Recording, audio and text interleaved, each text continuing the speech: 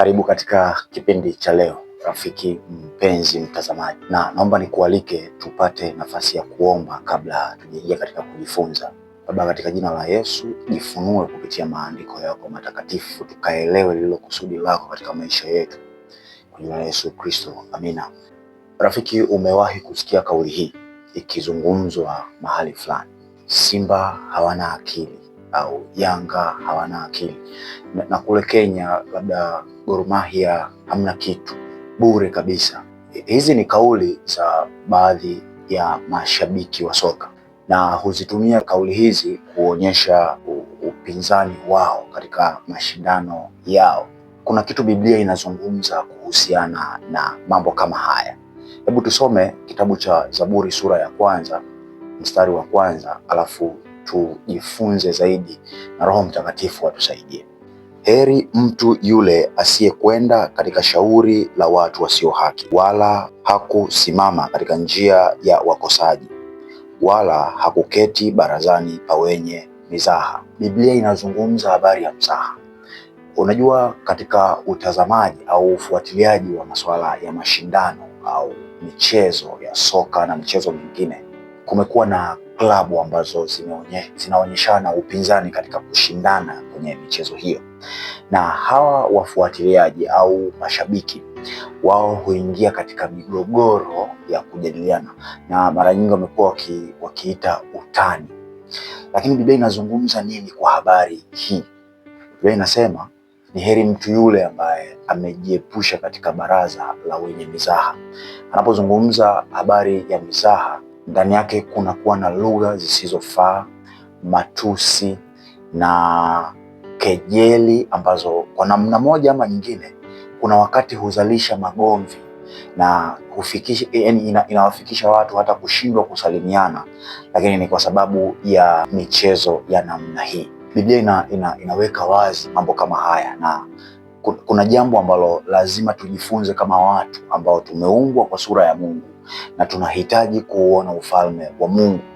Mtu yoyote ambaye anahitaji kuuona ufalme wa Mungu, anahitaji kuishi maisha matakatifu ya Mungu, ni lazima asikie sauti ya Roho Mtakatifu inayotoka katika maandiko matakatifu, ili iweze kumwandaa vyema kwa safari hii ya kwenda katika ufalme wa Mungu. Kitabu kile cha Wafilipi sura ya 2 mstari wa 3, liko jambo ambalo Roho wa Mungu anamuongoza Mtume Paulo kutuelekeza katika nyakati hizi tunazoishi. Msitende neno lolote kwa kushindana wala kwa majivuno, bali kwa unyenyekevu. Kila mtu na amhesabu mwenziwe kuwa bora kuliko nafsi yake. Biblia inaelekeza kwamba tunapofanya mambo yetu, tunapofanya jambo lolote, tusifanye kwa kushindana, tusifanye kwa kujiona kuwa ni bora zaidi kuliko wengine. Lakini ukitazama katika michezo, inaweza ikawa ni ya soka, ninatoa mfano wa soka kwa sababu kwa sasa ndio mchezo unaopendwa zaidi katika ulimwengu huu. Kila tunalolifanya hatupaswi kufanya katika kushindana, na kwa sababu hatupaswi kufanya katika kushindana, Mungu anataka kila mmoja amuone mwenzie kuwa ni bora zaidi kuliko yeye jinsi alivyo. Na unapoitazama michezo hii, imekaa katika kushindana na kutafuta kuonekana kuwa bora zaidi kuliko aliye mpinzani. Lakini Mungu aliyetuumba hakuwahi kututengeneza katika makundi, kutugawanya katika makundi na kutuweka katika hali ya mashindano. Hivyo nina mashaka hata wale ambao humuhusisha Mungu katika michezo ya mashindano haya ambayo kiuhalisia yanaonekana kwenda kinyume kabisa na maandiko matakatifu.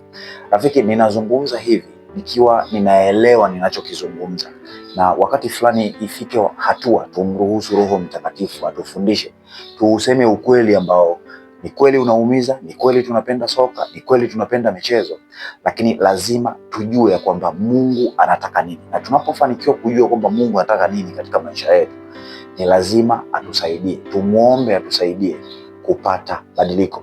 Sasa ikiwa Mungu hakututengeneza katika makundi na kutugawanya ili tupate nafasi ya kufanya mashindano, Biblia inasema Bwana mmoja, imani mmoja na ubatizo mmoja. Na kama ni hivyo basi, wote inatupaswa kuwa katika kitu kimoja, Yaani wale wa Simba, wale wa Yanga, wale wa Gor Mahia na timu zingine, Mungu anatutengeneza kuwa katika, sisi ni watu wa timu moja.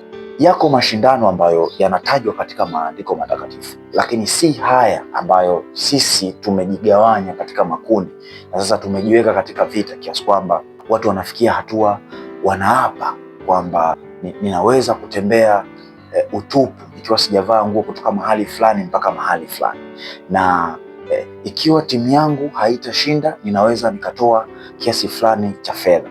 Na tunaweza tukaona ni hali ya kawaida, lakini kiuhalisia Biblia haizungumzi kabisa na haiungi mkono mambo haya yanayoitwa utani, yanayoitwa mzaha, ambao kiuhalisia kuna wakati yanaleta maumivu sana ya mioyo yetu.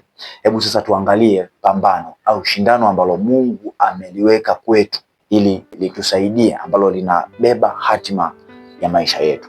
Kitabu cha Waefeso sura ya 6 na mstari wa 12, Biblia inasema hivi: kwa maana kushindana kwetu sisi si juu ya damu na nyama, bali ni juu ya falme na mamlaka, juu ya wakuu wa giza hili, juu ya majeshi ya pepo wabaya katika ulimwengu wa roho. Biblia inaeleza kwamba kushindana kwetu si kwa habari ya kupigana chenga, si kwa habari ya kupigana kanzu, si kwa habari ya kupigana penati na mambo mengine ambayo yanahusika katika mchezo wa soka na michezo mingine, lakini anaeleza habari ya pambano, kwamba tunaposhindana sisi tulioitwa kuwa watoto wa Mungu, hatushindani katika mambo yanayoonekana na kuleta mihemko katika mioyo yetu kupitia macho na miili yetu, lakini tunashindana katika ulimwengu ambao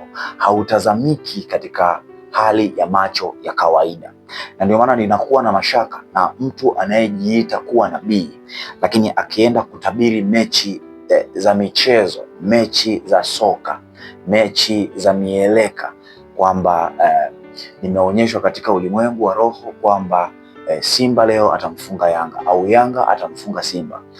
Ni mambo ambayo kiuhalisia hayatoki katika maandiko matakatifu. Biblia inaweka wazi tunashindana dhidi ya giza ambalo limeitanda dunia hii. Anapozungumza habari ya giza, anataja upotoshwaji wa maandiko matakatifu.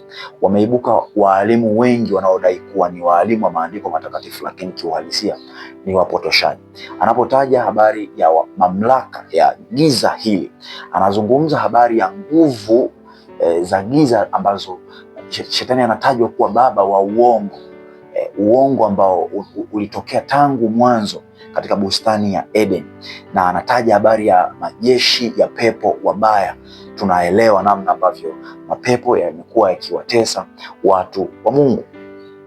Hivyo leo Mungu ameweka pambano, liko pambano ambalo lipo na linaendelea hata sasa, ni dhidi ya uovu.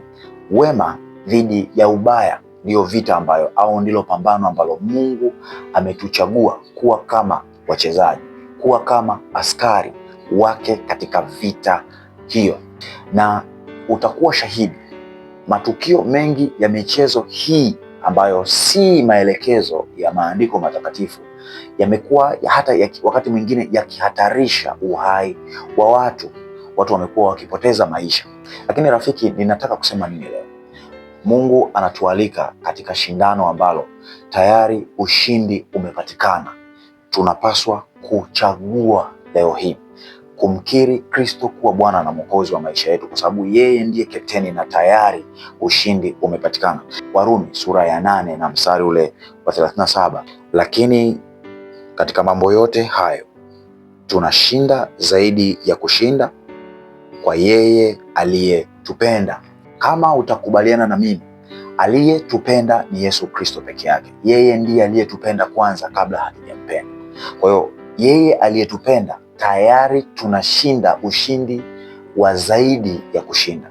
Hivyo ninakushauri rafiki, Mungu akubariki sana katika siku hii ya leo. Wakati wowote utakapopata fursa ya kuiona video hii, Mungu akuongoze katika pambano halisi katika ulimwengu wa roho, dhidi ya upindishwaji wa maandiko matakatifu, dhidi ya pepo wabaya, dhidi ya mambo yote yanayokwenda kinyume na mapenzi ya Mungu. Shindano halisi ambalo Mungu analitambua katika maisha haya ni wema dhidi ya uovu, na wote waliochaguliwa kumpigania Mungu katika habari hii ni wale wanaosimamia haki inayotoka katika sheria za Mungu, wakiongozwa na Roho Mtakatifu. Hawa ndio wapigania wema ambao ni askari wa Mungu katika shindano na pambano hili. Hivyo tuondoke katika baraza la wenye mizaha. Ninaomba ni kubariki katika jina la Yesu katika siku ya leo, na wakati wowote utakapopata fursa ya kuiona video hii. Mungu anatuhitaji tuwe katika kundi moja na wala si migawanyiko ambayo wakati fulani imetusababisha tutoe lugha chafu, matusi, kuchukiana na hata wakati mwingine kushindwa kusalimiana. Mungu wetu ni mmoja, hakutugawanya kuweka katika makundi na ya mmoja kumwona mwenzie si bora zaidi kuliko yeye. Lakini upendo halisi ambao Yesu Kristo anautaja katika Biblia ambayo ndio maandiko matakatifu ni upendo unaomfanya mwingine kumwona mwenzake kuwa bora zaidi kuliko jinsi alivyo yeye. Yaani mimi nikuone wewe kuwa ni bora zaidi kuliko mimi, na wewe umuone mwingine kuwa ni bora zaidi kuliko wewe. Ninakubariki katika jina la Yesu Kristo. Amina.